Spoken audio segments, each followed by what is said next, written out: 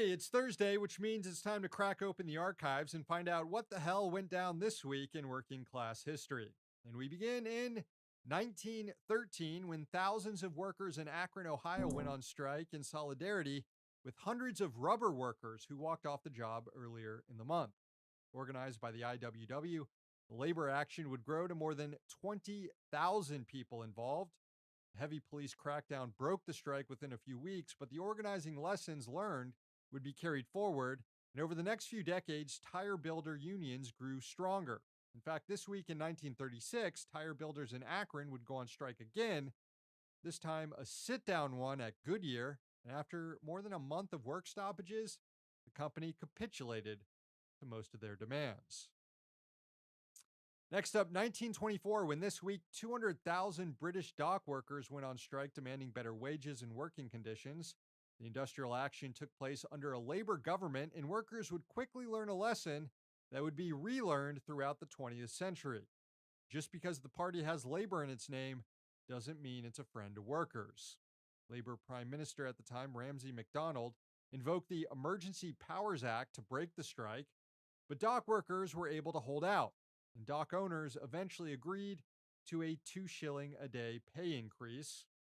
Today, Britain is being hit by another wave of strike activity, and just like in 1924, the Labour Party has been a huge disappointment when it comes to protecting the rights of labor.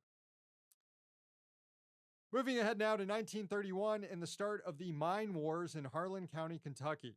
It kicked off when mine owners collectively slashed workers' wages by 10% in order to boost profits.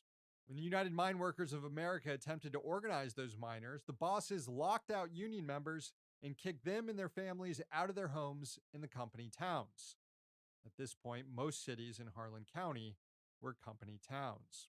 More than 5,000 miners went on strike in solidarity.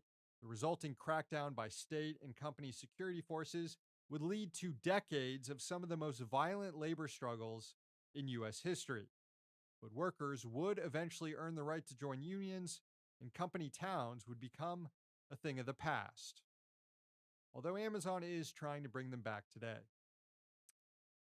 And finally, let's fast forward to 1935 when elevator operators in New York City went on a wildcat strike, leaving tens of thousands of people stranded in building lobbies across the city. The workers had organized a union a year earlier and demanded a $25 a week wage, a 40-hour week, and an 8-hour day. Elevator operators actually took strike actions in multiple cities during the decade, not just in New York. But ultimately, their labor power would be broken by technology. By the 1950s, automatic elevators were installed in buildings, leaving no need for the manual operators. To learn more about any of these stories or other events that happened this week in working class history, follow the project on Twitter, listen to the podcast, and subscribe to their Patreon.